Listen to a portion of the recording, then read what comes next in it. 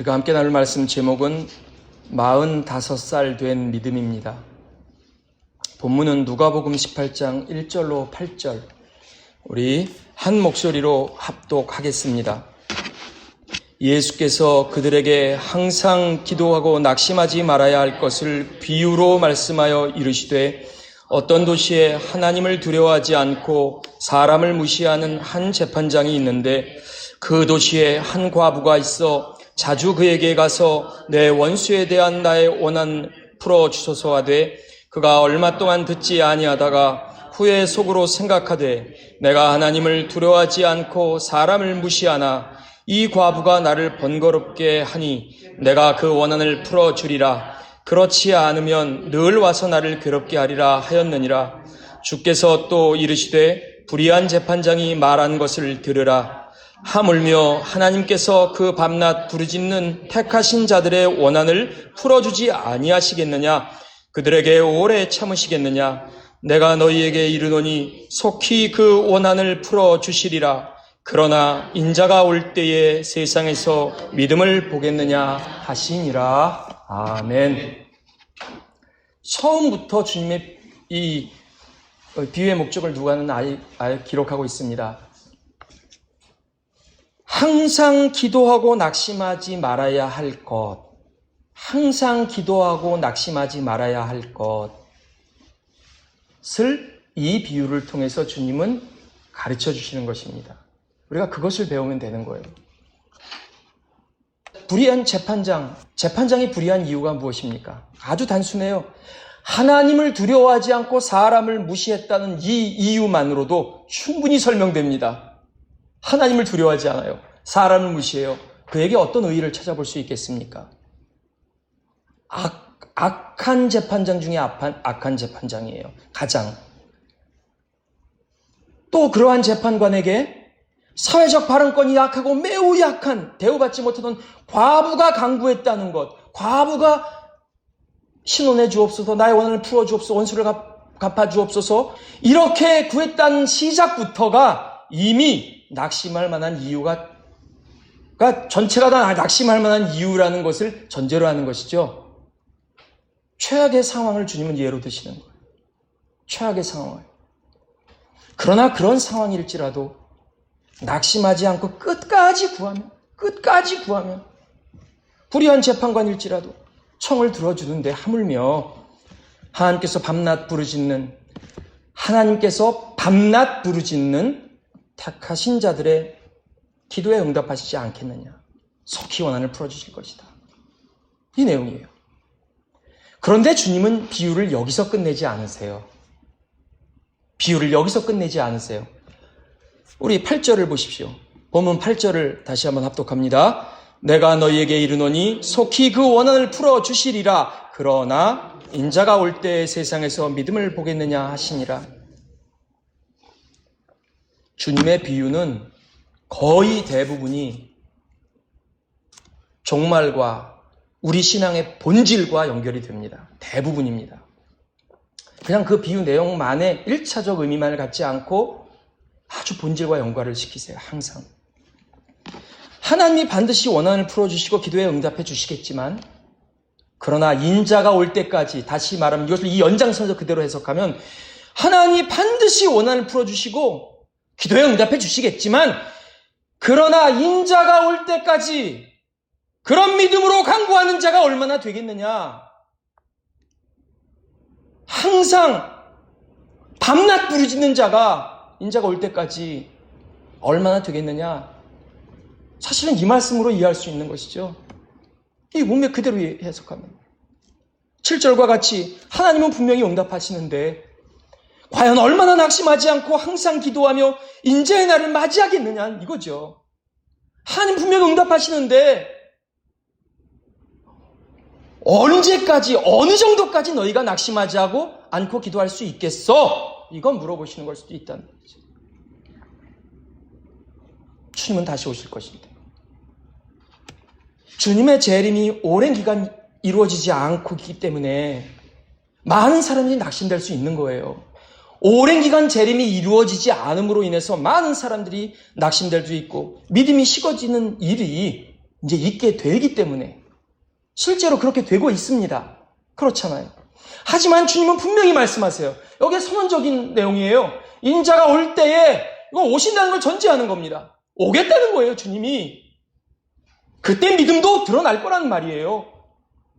반드시 오실 거라는 거예요. 인자가 올 때에 세상에서 내가 믿음을 확인할 텐데 그런 믿음을 밤낮 부르짖는 믿음, 항상 기도하고 낙심하지 않는 믿음을 얼마나 보겠느냐. 주님은 반드시 다시 오시고 오실 때에 낙심하지 않고 기도해온 그 믿음을 찾으시면서 또한 확인하실 것입니다. 믿습니까? 그래서 우리에게 중요한 것은 오늘 믿음을 지키는 거예요. 무슨 일이 있어도 낙심하지 않고 끝까지 기도하는 이 자세예요. 이거예요. 내 기도에 응답될 나의 기도의 제목, 지금 간구의 제목, 이것의 응답을 위해서 낙심하지 않고 끝까지 기도하는 것이 아니라 언제까지요? 주님이 오실 때까지. 이것이 우리의 기도의 자세요. 낙심하지 않는 그 범위예요. 성도 여러분, 주님의 재림의 때는 우리가 예측하기 어렵잖아요. 우리가 알 수 없어요. 아무도 알지 못해요. 하지만 우리 각 사람이 주님 앞에 서는 날 사실상 눈 앞에 있듯이 가깝지 않습니까? 여러분 그렇지 않아요? 여러분 한 사람 한 사람 지금 이제 앞으로 주님 앞에 서게 될 날 눈앞에 있다라고 말해도 이상하지 않을 정도로 가까이 있지 않습니까? 그렇게 생각할 때 우리 스스로에게 우리는 도전해야 하는 거예요. 우리 스스로에게. 내 남은 인생이 얼마나 된다고 내가 깨어 기도하지 못하고 낙심하고 포기하겠는가? 얼마나 된다고? 내 스스로 도전해야 되는 겁니다. 성도 여러분, 우리의 기도의 마침은 언제까지입니까? 인자가 올 때까지. 그때까지 기도하는 거예요. 어떤 기도? 낙심하지 않는 기도. 어떤 기도? 밤낮 부르짖을 그 간절함의 기도. 불의한 재판장의 마음을 움직일 만한 세상에서도 그런 간구와 같은 우리의 기도의 마침은 인자가 올 때까지. 우리의 기도의 최종 종착점은 주님이 재림하실 그때예요. 그 모든 것이 바뀔 때.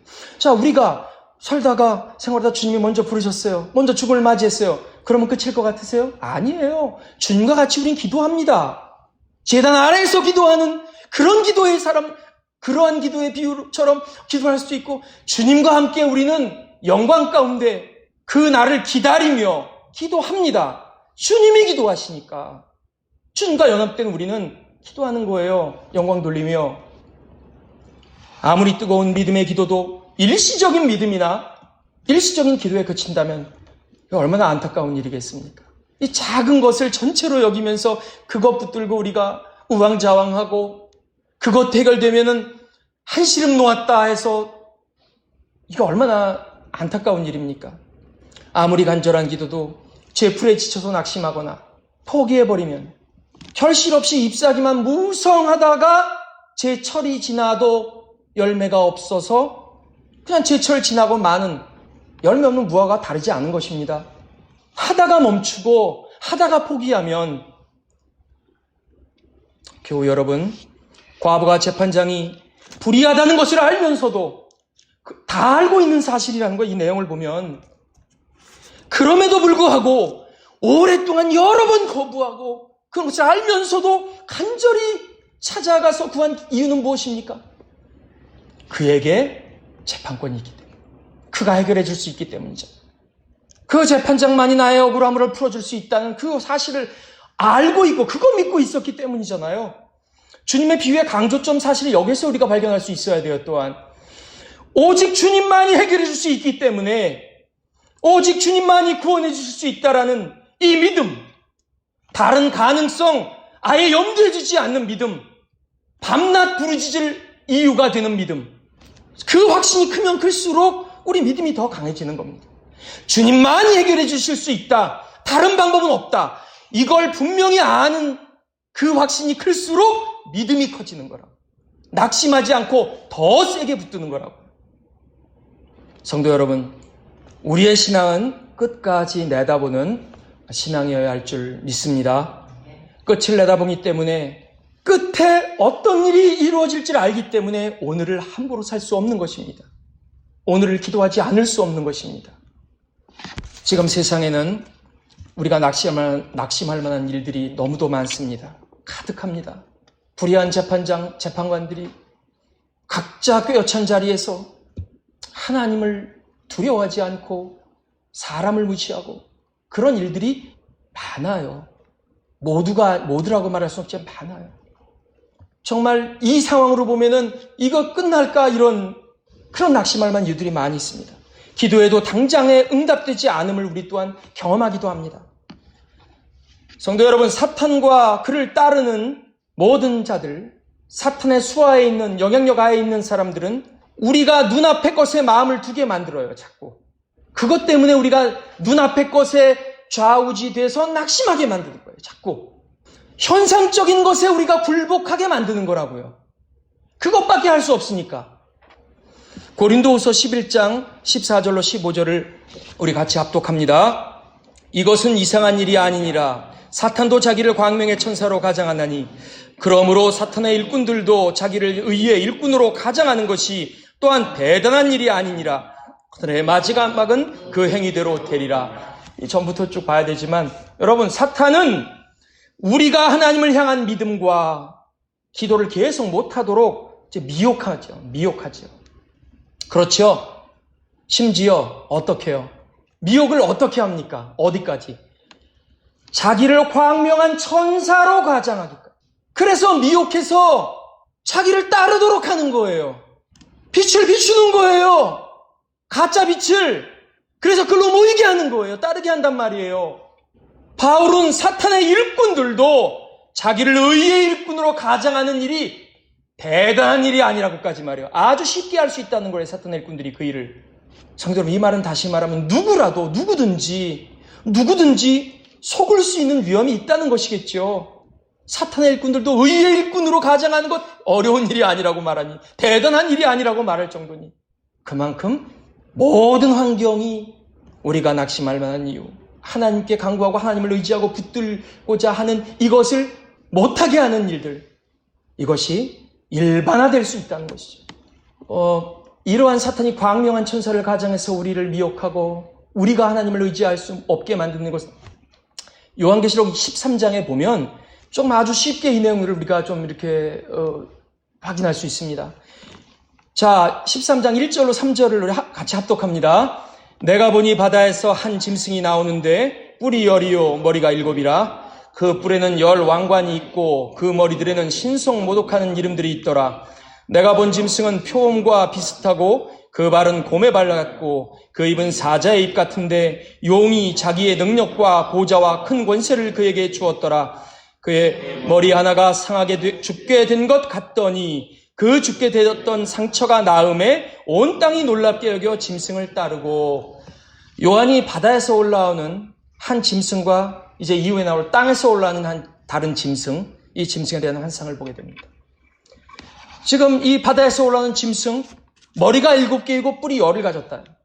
근데 그 뿔에는 10개의 왕관이라고 말하는데 개역 한글에서는 면류관이라고 되어 있어요. 면류관. 10개의 면류관을 썼어요. 관을 썼다고요. 그리고 그 모습은 표범과 비슷하고 발은 곰 같고 입은 사자와 같다고 말합니다. 그런데 이 짐승은 용의 권세를 받았다고 말해요. 12장의 앞에 보면은 여인이 아이를 해산하려 할 때 해산하면 해하려고 용이 하고 있으면 그 용이 등장해요. 그리고 미가엘과 하늘에서 전쟁을 해요. 미가엘과 사자들과 용과 그의 사자들이 용이 패해요. 땅으로 쫓겨납니다. 그리고 이제 3장으로 넘어오면서 한 짐승이 나와서 그 용의 권세를 이제 받는 거예요. 그래서 그 권세를 받고, 자, 용의 권세 뭡니까? 옛뱀 사탄이에요. 그 사탄의 권세를 받고, 자, 여기 보면은 3절에 보면 죽게 되었던 상처가 났죠. 이것을 사람이 놀랍게 여겨서 이제 다 짐승을 따르게 된다. 10 왕관을 면류관을 쓰고. 성도 여러분, 주님의 부활과 같은 사람으로서 납득할 수 없는 죽게 된 거예요. 죽은 것과 같은 거예요. 근데 다시 살아났단 말이에요. 있을 수 없는 일이 일어나는 거예요. 이것을 보고 많은 사람들이 미혹당하는 겁니다. 그뿐만 아니라 많은 사람을 핍박하며 미혹당하는 거예요, 사람들은. 그래서 어떤 결과가 있느냐? 8절이에요, 8절. 제가 이렇게 바로바로 넘어가는데요. 8절에 보면 같이 합독합니다. 죽임을 당한 어린 양의 생명책에 장세의로 이름이 기록되지 못하고 이 땅에 사는 자들은 다 그 짐승에게 경배하리라. 왜요? 미혹당해서 면류관을 쓰고 기적을 베풀고. 이 비유들은 사실은 우리가 구약적 배경은 다니엘 7장에서의 짐승 환상에서 연장선으로 보는 것입니다. 그때에는 정치적 세력, 실제적인 앞으로 있게 될 그런 나라들에 대한 것을 예를 들었지만 계시의 이중성을 따라서 볼 때 이것은 종말의 때의 저 그리스도 세력들. 그러나 결국은 그리스도께서 승리하실, 사실은 이런 것을 이중적으로 이렇게 나타내고 예표하는 것이죠. 성도 여러분, 이어서 나온 계시록 13장 11절로 13절을 보십시오. 같이 합독합니다. 내가 보매 또 다른 짐승이 땅에서 올라오니 어린 양같이 두 뿔이 있고 용처럼 말을 하더라. 그가 먼저 나온 짐승의 모든 권세를 그 앞에서 행하고 땅과 땅에 사는 자들을 처음 짐승에게 경배하게 하니 곧 죽게 되었던 상처가 나은 자니라.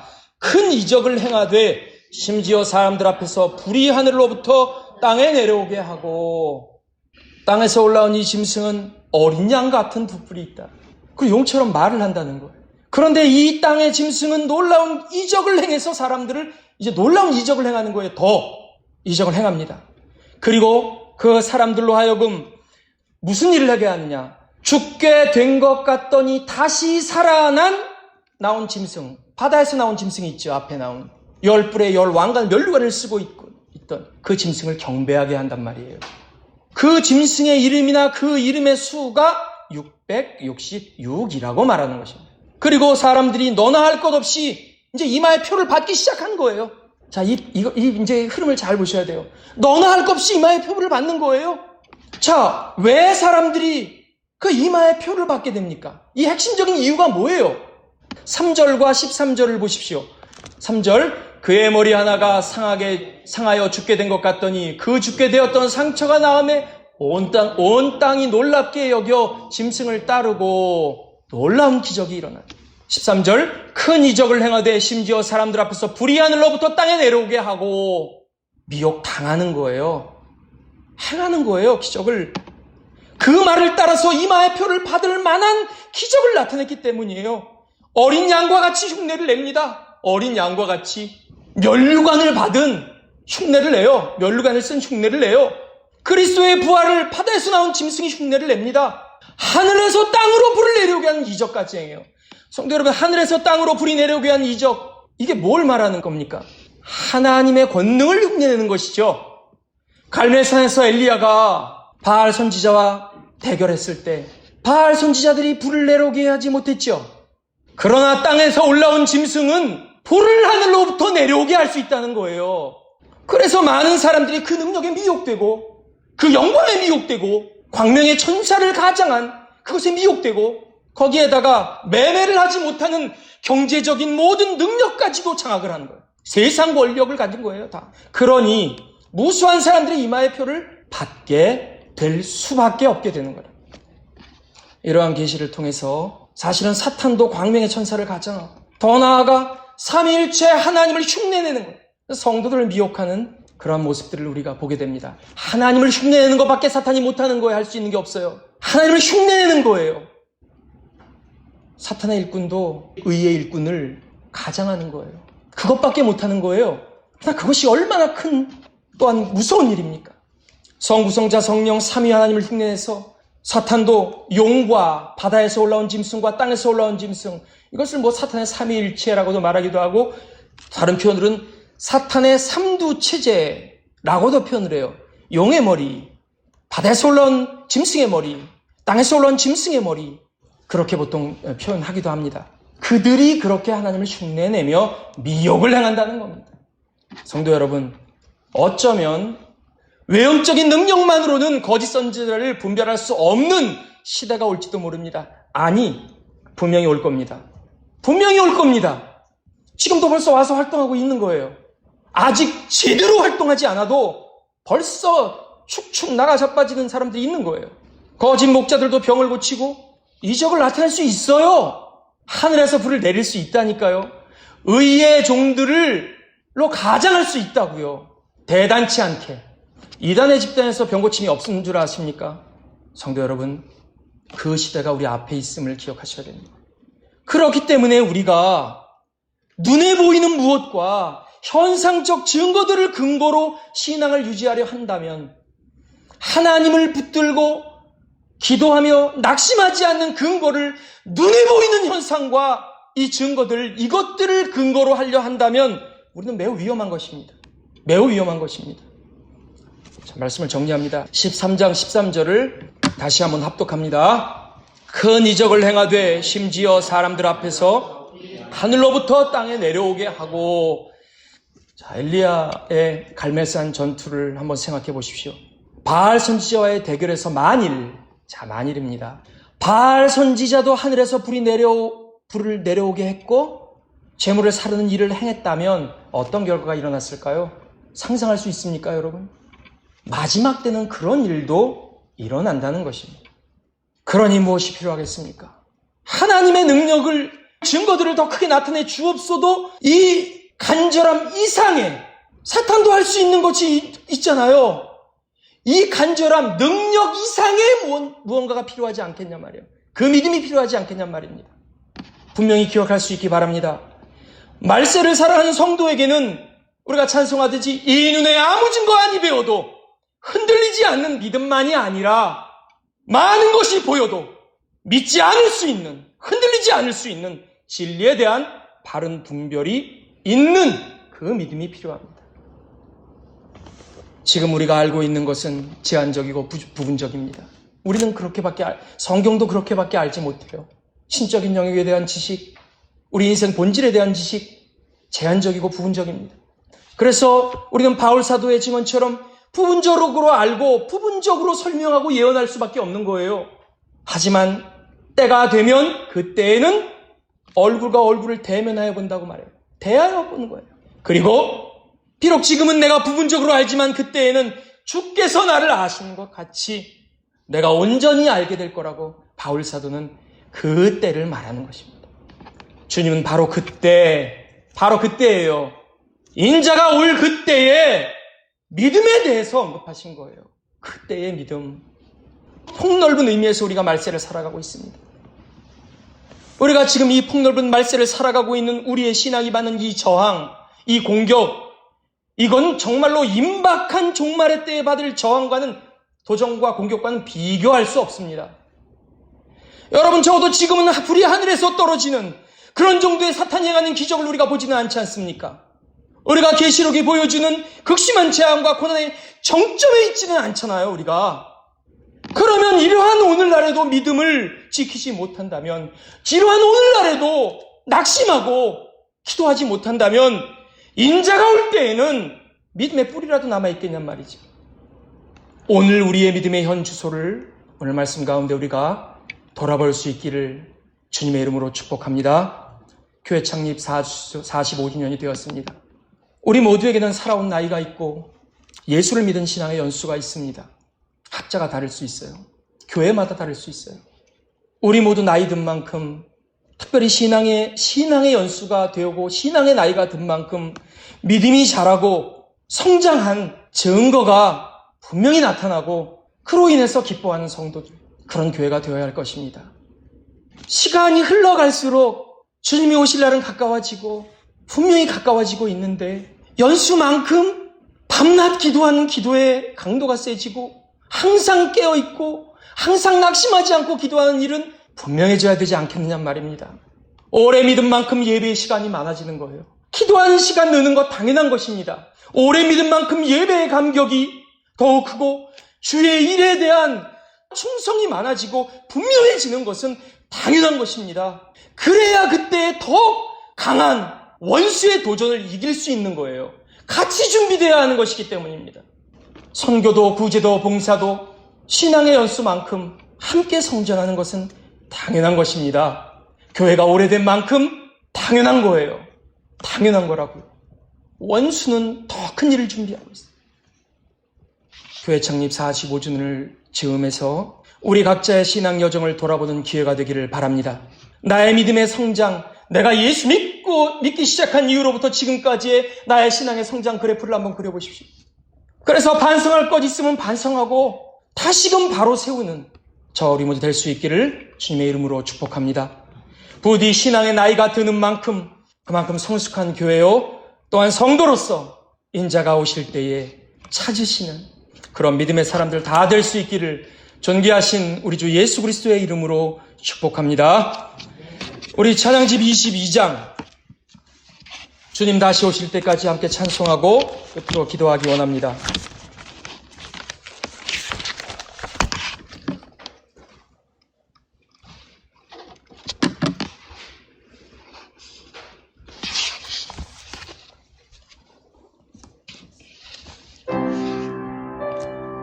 주님 다시 오실 때까지, 인자가 다시 오실 때까지 이 길을 가기를 결심하며 찬송하기 원합니다. 주님 다시 오실 때까지 나는 이 길을 가리라. 좁은 문, 좁은 길,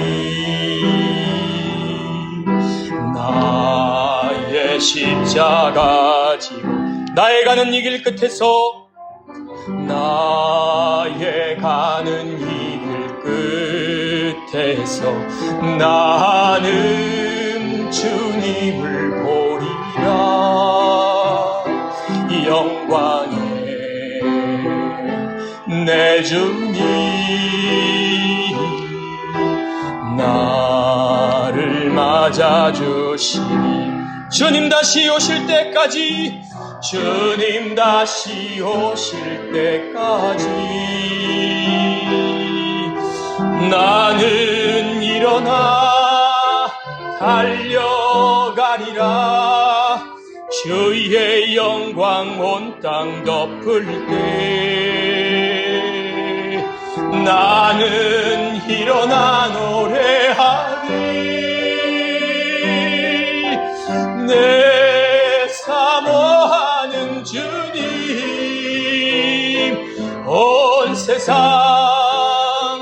구주시라. 내 사모하는 주님, 영광의 왕이시라. 오늘 이 시간 우리 함께 냉정하게 돌아보기 원합니다. 신앙생활한 연수만큼 나에게 정말로 얼마나 큰 변화가 있었습니까? 나의 믿음이 얼마나 성장했습니까? 나의 삶이 얼마나 주님을 맞이할 준비가 되어가고 있습니까? 혹시 지금이 나의 신앙 여정 중에 가장 믿음이 좋은 시기가 아니라 나에게 지금보다 더 뜨겁게 신앙생활하고 단단히 각오하고 살던 때가 있었습니까? 그렇다면 나는 지금 정신 차려야 할 것입니다. 왜 주를 배울 날이 더욱 가까워진 오늘의 나의 신앙이 가장 나아진 상태가 아닐 수 있는가? 어금니 깨물고 반문해야 할 것입니다. 신앙의 연수만큼 왜 더 주를 위하여 나를 드리지 못하고 있는가? 나에게 반문해야 할 것입니다. 아버지 하나님, 내일이 아니라 다음 주가 아니라 새해가 아니라 코로나19가 진정되고 하나님 지금보다 살만해질 때가 아니라 오늘 나의 믿음이 새롭게 되기 원합니다. 오늘 우리의 마음을 새롭게 하여 주옵소서. 나이가 들어갈수록 예배 시간이 늘게 하시고 영적 활동의 시간이 늘어나게 하옵소서. 주님 다시 오실 때까지 항상 기도하고 낙심하지 않기 원합니다. 지금 이 시간부터 주님 만나는 그날까지 매일매일마다 믿음의 최고점을 찍으며 성장하는 우리 모두 되게 하여 주옵소서. 성령께서 연약한 우리의 믿음을 새롭게 하옵소서. 주여 삼창하고 통성으로 기도합니다. 주여,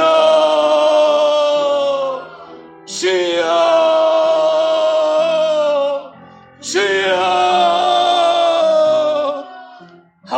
하나님, 교회 창립 45주년을 맞이하며 우리의 신앙의 연수를 돌아보게 하시니 감사합니다. 하나님, 우리가 부족한 것들이 많았습니다. 아버지 하나님, 우리의 연약함들이 있어 왔습니다. 아버지 하나님, 우리의 믿음이 해를 거듭하며 성장해야 할 터인데 지금보다 내가 예전에는 믿음이 좋았고 주를 위하여 온전한 헌신을 결심한 적도 있었다. 하나님, 혹시 우리에게 이전이 지금보다 나았던 적이 있습니까? 정신 차리게 하여 주시옵소서. 오늘을 새롭게 하여 주시옵소서. 아버지 하나님, 이후로에 우리가 살아가는 모든 삶이 오늘로부터 상승 곡선을 그리게 하시고 내일이 아니라 다음 주가 아니라 하나님 새해가 아니라 코로나19가 진정된 이유가 아니라 주여 나의 어려운 문제가 해결되고 살만해져서가 아니라 아버지 하나님, 오늘 나의 믿음을 새롭게 하여 주시옵소서. 어느 때에 말지 알지 못하는 주의 날, 나를 어느 때 부르실지 알지 못하는 그 날을 기억하고 생각하며 오늘 나의 변화를 허락하여 주시옵소서. 하나님, 우리가 나이가 들어갈수록 하루하루 한 주 한 주 한 해 한 해 우리가 신앙의 연수가 쌓여갈수록 우리의 예배의 시간이 늘게 하시고 기도의 시간이 늘게 하시고 주를 위한 헌신과 주의 일을 감당하는 시경이 넓게 하시고 그 삶이 우리 가운데 드러나게 하여 주시옵소서. 우리가 주의 말씀을 듣고 아버지는 도전 받고 스스로 도전하는 이 시간부터 주님 오실 그날까지 매일매일의 우리의 삶이 신앙의 최고점을 찍어가는 그 삶이 이어지게 하여 주시옵소서. 우리 믿음의 퇴보는 없는 줄로 믿습니다. 우리 다음 세대는 우리보다 더 큰 믿음으로 아버지 한 죄의 몸된 교회를 이어가게 하시고 섬기게 하여 주시옵소서. 성령께서 우리의 연약함을 아시고 지금까지 하느라고 했으나 아버지 하나님, 우리뿐만 아니라 원수도 하느라고 해왔습니다. 원수도 우리 가운데 아버지 하나님, 하나님을 의지하며 항상 낙심하지 않고 기도하고 끝까지 주를 의지할 것을 미혹의 영으로 찾아와 광명의 천사로 가장하여 육신의 안위를 빌미로 하여 육신의 정욕, 안목의 정욕, 이생의 자랑을 빌미로 하여 그럴듯한 이유들을 대가며 우리를 유혹해 왔습니다. 하나님, 이제까지 우리가 넘어진 적이 있고 이제까지 흔들린 적이 있고 광명의 천사를 가장한 사탄에게 속아왔던 일이 있다면 다시는 그러한 전철을 밟지 말게 하여 주시옵소서. 이제는 이 시간부터 우리의 모든 것이 항상 기도하고 낙심하지 않는 이어지는 임자가 임할 그날까지 이어지는 신앙의 여정이 되게 하여 주옵소서. 아버지께서 주님 오실 그날까지 성산교회의 모든 연수 창립 기념일이 기념될 때마다 믿음의 최고점을 찍는 기념이 되게 하시고 아버지가 원하시는 사역의 확장이 이루어지는 기념들이 되게 하시고 더욱더 주 앞에 아버지 한 모란에 45살 된 믿음이 어떠한가를 우리가 다시 돌아보고 믿음을 새롭게 하는 교회가 되게 하여 주옵소서.